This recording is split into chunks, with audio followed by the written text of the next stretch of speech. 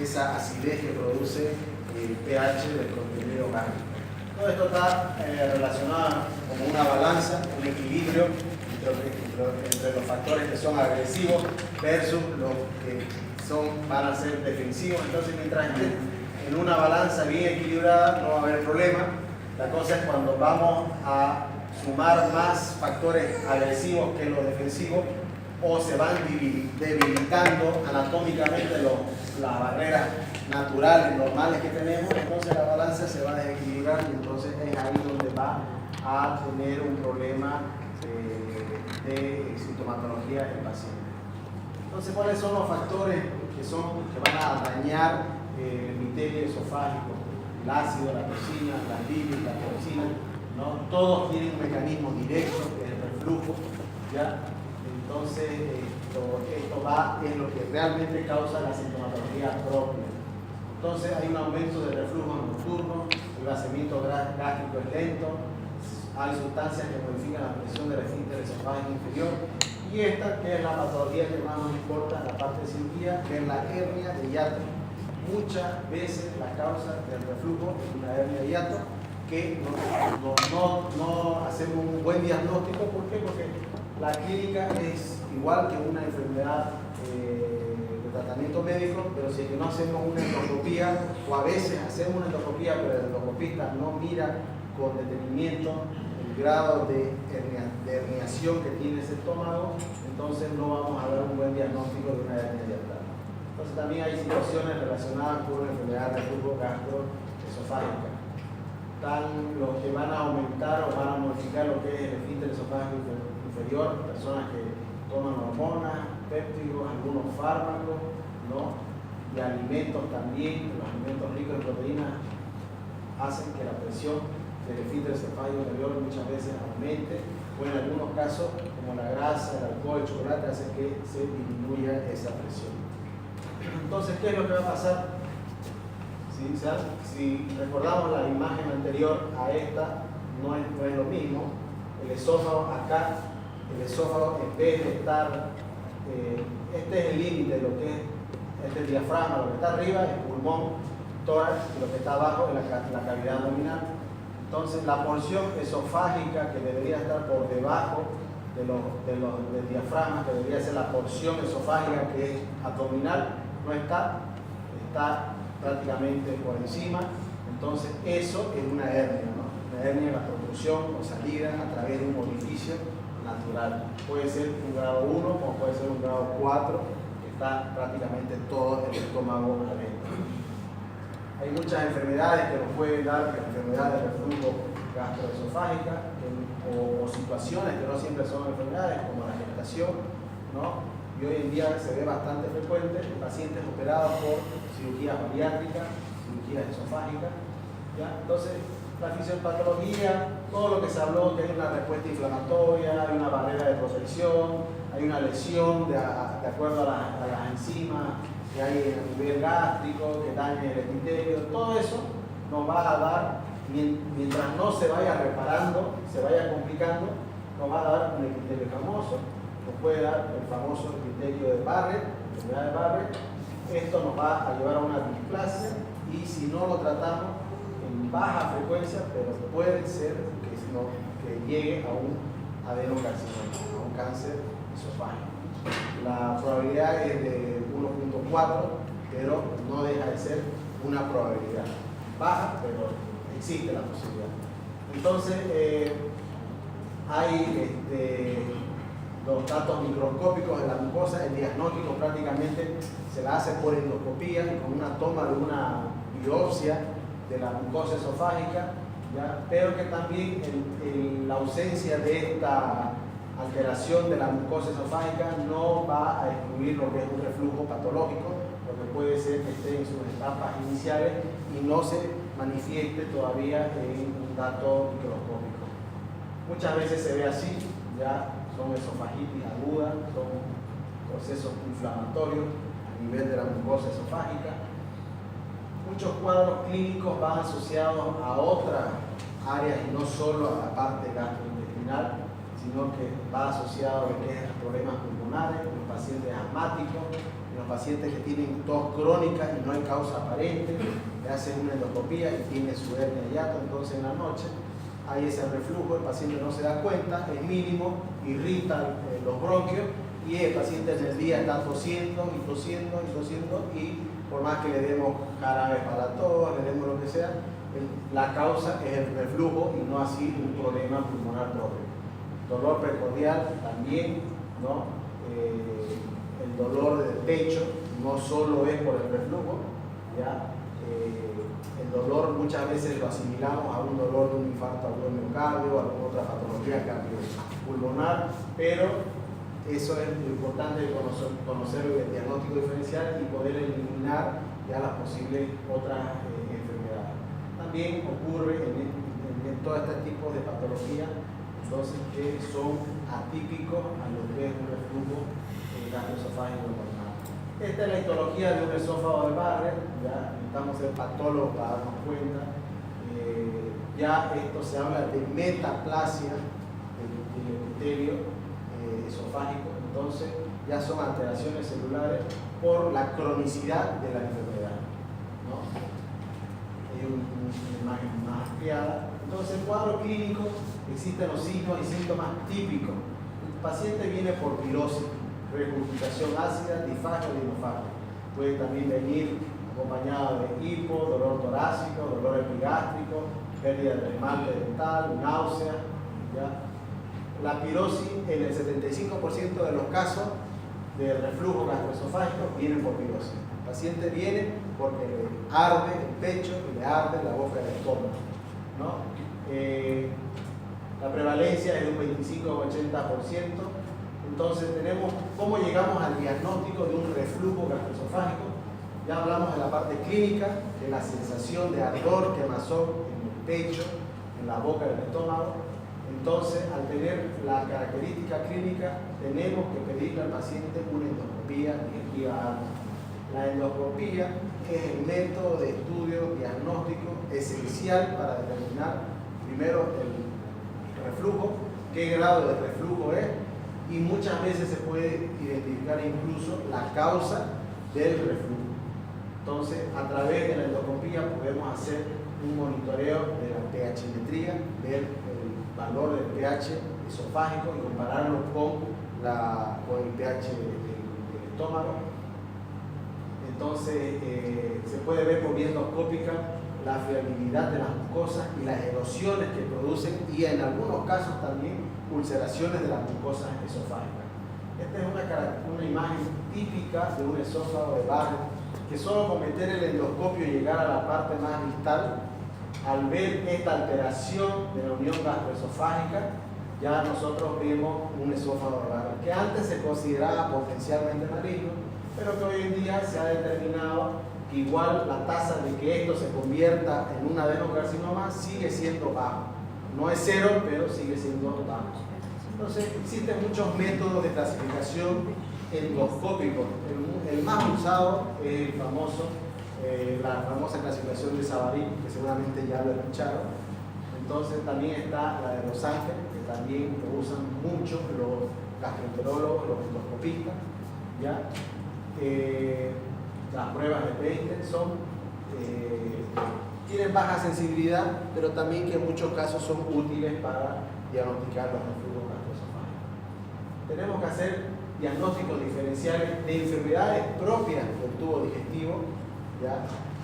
Un ejemplo, un dolor intenso en la región epigástrica puede simular no solo un reflujo, sino puede ser una pancreatitis en un inicio, puede ser una apendicitis en un inicio, o sea, puede ser una enfermedad del tubo digestivo, no solo del esófago.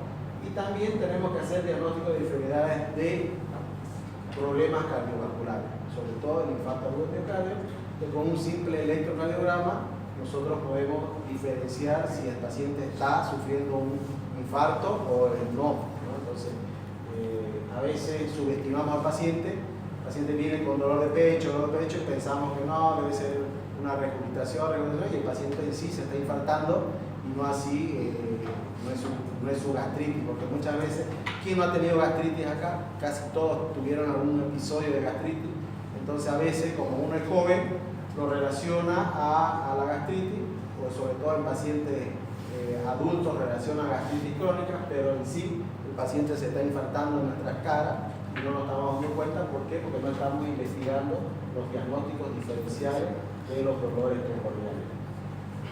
Entonces, dentro de la enfermedad del tubo digestivo tenemos la calase, el espasmo esofágico difuso es muy frecuente, ya las úlceras pépticas, dispepsias funcionales propias, hasta el cáncer gástrico, pancreatitis, la gastritis. O sea, existen muchas enfermedades que nos van a dar ese dolor y esa sensación de ardor en el tubo digestivo. Pero lo que más interesa a nosotros es la hernia de hiato, ¿no? Las enfermedades cardiovasculares, las más frecuentes son los infartos agudos del miocardio, ¿no? Sobre todo, como es una patología aguda, como su nombre lo dice, tenemos que diagnosticarlo en el momento. El tratamiento, desde luego, siempre empezamos con un tratamiento médico, un tratamiento clínico. ¿Ya? Si es que el tratamiento clínico no funcionara o el paciente no está, no hace un control, un seguimiento correcto, entonces recién se plantea un tratamiento quirúrgico, un tratamiento más radical. Y hoy en día se están probando muchos tratamientos endoscópicos que probablemente de aquí a unos 5 años vayan a suplir los tratamientos quirúrgicos. Dentro del tratamiento médico tenemos que hacer cambiar la dieta. El paciente tiene que cambiar su forma de alimentación, evitar las grasas, hacer comidas que sean frecuentes pero de poca cantidad, sobre todo no acostarse hasta después de 2 a 3 horas de haber comido. Esos son los cambios de estilo de vida.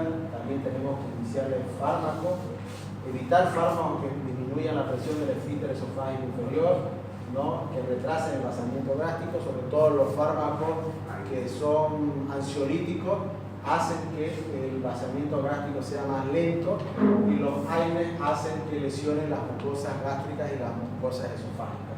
Entonces esos fármacos los tenemos que evitar. También tenemos que disminuir la presión intraabdominal, evitando el sobrepeso, evitando la ropa, las famosas fajas, evitar esfuerzos físicos muy intensos, levantar cosas muy pesadas y el estreñimiento crónico. También usando cabecera, y muchos trabajos hoy en día se están relacionando el reflujo gastroesofágico con el hábito de fumar, ¿no? Entonces, dentro del tratamiento médico están los antagonistas H2, ¿ya? Tiene un porcentaje de curación inversamente proporcional al grado de la esofagitis, ¿ya? Tiene buenas respuestas en estadios precoces. Tenemos los procinéticos que ayudan a mejorar el peristaltismo esofágico, la cisaprida también, que son medicamentos que nos ayudan a curar prácticamente la esofagitis, a recubrir nuevamente el pH normal del esófago. Entonces, dentro de los medicamentos más usados son los omeprazol y la ranitidina. También no es bueno, ya la gente hoy en día se automedica, ¿no? Ya ni siquiera el farmacéutico es el que le da el medicamento. Si uno solo va y lo compra. Si uno va a Farmacor, hay muchos medicamentos que ya se los puede uno alzar sin necesidad de una receta médica. Entonces, hay muchos estudios que hablan ya de las complicaciones del uso prolongado del omeprazol, del uso prolongado de la ranitidina. Entonces, no es nomás medicarse o automedicarse o hacer tratamientos muy prolongados. Este es un flujograma, ¿ya? Donde es interesante ver y sobre todo que resalta que por vía endoscópica es donde nosotros tenemos que realizar el control, ¿ya? De la evolución del reflujo, y cuando no da resultado tenemos que hacer una cirugía antirreflujo, o a veces tenemos que usar los inhibidores de bomba de protones en dosis normal, o a veces tenemos que usar en dosis doble de acuerdo a la pHimetría que obtengamos en el estudio. Entonces, este es un flujograma que usan mucho los endoscopistas o los gastroenterólogos para el tratamiento clínico. Si tú le preguntas al gastroenterólogo, ellos no son muy fehacientes de hacer una cirugía para una técnica antirreflujo. Pero si le preguntas al paciente, el paciente, a veces los pacientes crónicos prefieren darle una solución de una cirugía, ya hacer tratamientos prolongados de medicamentos, sobre todo que no le vayan a aliviar la sintomatología. ¿Por qué? Porque si es una hernia de hiato grado 2, grado 3, grado 4, por más medicamentos que nosotros le demos al paciente, el paciente nunca va a mejorar. Entonces el tratamiento que le queda es el quirúrgico. Antes era la cirugía abierta o convencional y laparoscópica, hoy en día se hace la cirugía laparoscópica. ¿Qué tenemos que hacer? La famosa funduplicatura, que es con el estómago formar un nuevo pliegue que vaya a funcionar con una válvula a nivel del esfínter esofágico inferior. Existen varias técnicas, todas estas técnicas son de cirugías abiertas, pero las más reproducidas en cirugía laparoscópica es la funduplicatura de Nissen, la funduplicatura tipo Toupet y la funduplicatura tipo Dohrn.